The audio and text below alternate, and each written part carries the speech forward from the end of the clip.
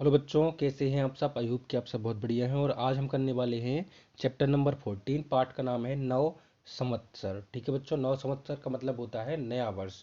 किसका? भारतीयों का। ठीक है, भारतवर्ष का नया वर्ष होता है, चैत्र माह से शुरू होता है। ठीक है बच्चों, तो आइए इसको सॉल्व करते हैं। नव संवत्सर का अर्थ लिखिए। तो देखो बच्चों, यह जो चैप्टर है कक्षा 8 भाषा भारती से लिया गया है और आप इसको करने से पहले अपने पास पुस्तक रख लें। आप भी अपनी बौद्धिक क्षमता का विकास करें और इसको सॉल्व करें। डिस्क्रिप्शन में लिंक है, तो वहाँ से जाकर आप अन्य सब्जेक्ट या फिर अन्य पाठों के समाधान के लिए देख सकते हैं।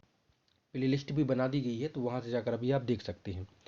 अति लघु उत्तरीय में पहला दिया गया है कि नव संवत्सर का अर्थ लिखिए। बच्चों, नव संवत्सर का अर्थ होता है भारतीय नव वर्ष। ठीक है, वासंतीय नवरात्रि का समापन किस पर्व पर होता है? तो बच्चों, वासंतीय नवरात्रि का समापन होता है, वो होता है रामनवमी पर। कब पर? रामनवमी पर। ओके।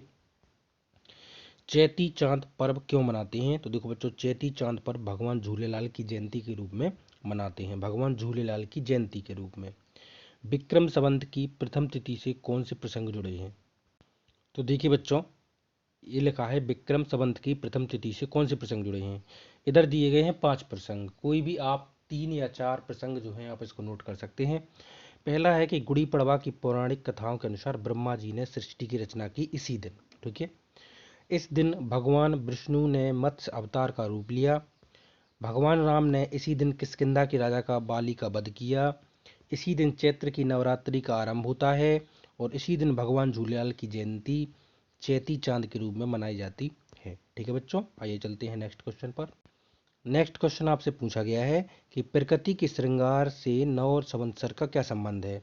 देखो, चैत्र माह में बसंत ऋतु का आगमन होता है। बसंत ऋतु में प्रकृति भी अपना नव श्रृंगार करती है। ठीक है, क्योंकि पतझड़ में जो पत्ते वगैरह झड़ जाते हैं, तो बसंत ऋतु में नए नए पत्ते जो हैं उगते हैं। ठीक है, अगला क्वेश्चन आपसे पूछा गया है कि उत्तर भारत और दक्षिण भारत में विक्रम संवत किस माह से प्रारंभ होता है।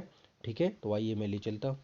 तो देखिए बच्चों, इसका आंसर आपको यहाँ से लिखना है। मैं आपको बताऊँ, उत्तर भारत में माह का आरंभ कृष्ण पक्ष प्रतिपदा से तथा अंत पूर्णिमा से होता है। इसके विपरीत दक्षिण भारत में माह का अंत का प्रारंभ शुक्ल पक्ष प्रतिपदा से और अंत अमावस्या को होता है। ठीक है, तो यहाँ से लिखना है आपको, यहाँ से और यहाँ तक। ठीक है, तो आइए चलते हैं नेक्स्ट क्वेश्चन। अगला क्वेश्चन आपसे पूछा गया है बच्चों कि नव संवत्सर के विषय में 8 से 10 वाक्यों में आपको लिखना है। ठीक है, तो देखिए बच्चों, आपको पूरा का पूरा ए वाला उतार देना है। देखो, यहाँ से लेकर यहाँ तक। ठीक है, कि चैत्र शुक्ल प्रतिपदा से नव संवत्सर प्रारंभ होता है। इस तिथि से और भी कई लोग पौराणिक कथाएं जुड़ी हुई हैं। इसे गुड़ी पड़वा भी कहते हैं और इसी दिन से भारतीय नव वर्ष का प्रारंभ भी होता है। ठीक है बच्चों, तो आपको यही लिखना है। ठीक है, चलते हैं अगले क्वेश्चन पर। अगला क्वेश्चन आपको दिया गया है कि नैतिक शब्द का आपको प्रत्यय अलग अलग करना है और मूल शब्द। देखो, मूल शब्द है नीति और प्रत्यय है एक, तो हो जाएगा नैतिक। ओके। अगला क्वेश्चन क्या है? नवरात्रि का पर्व जो है साल में सामान्यतः कितनी बार और कब कब मनाया जाता है? तो नवरात्रि का जो पर्व है साल में 2 बार आता है। एक तो चैत्र नवरात्रि आती है और एक आती है शारदीय नवरात्रि। ठीक है, नव संवत्सर के बारे में 5 प्रश्न बनाना है।